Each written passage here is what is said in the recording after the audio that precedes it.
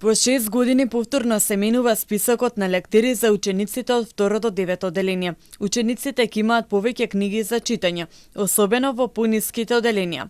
Така второделенците наместо до сегашните 2 задолжителни лектири ќе имаат 3, меѓу кои сказни од браќата Грим, а ќе треба да изберат и една повеќе од изборните.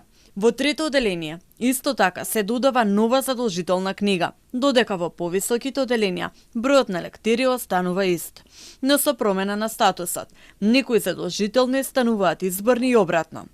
Од Министерството велат дека измените се прават затоа што учениците се помалку покажуваат интерес за читање на постојните лектири, кои често им биле тешки за разбирање. Преку лектирите и да развиваат одредени способности, вештини и компетенции во лектирите кои се предложени и кои се тема на јавната расправа, се промовираат училишна средина, пријателство, идентитет, култура, други базични права, однос кон родителите, однос кон наставниците, однос кон децата со попреченост. Министерството за образование и наука и Бирото за развој на образованието започнаа јавна расправа за новиот предлог список.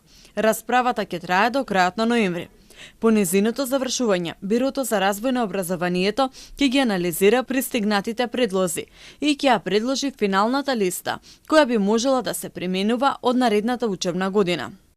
Новиот пристап при изборот на лектирите се темели на неколку критериуми: програмска усогласеност, соодветност на возраста, книжевна вредност, тематска релевантност и инклузивност. Последните измени во списокот на лектири беа направени во учебната 2019-2020 година.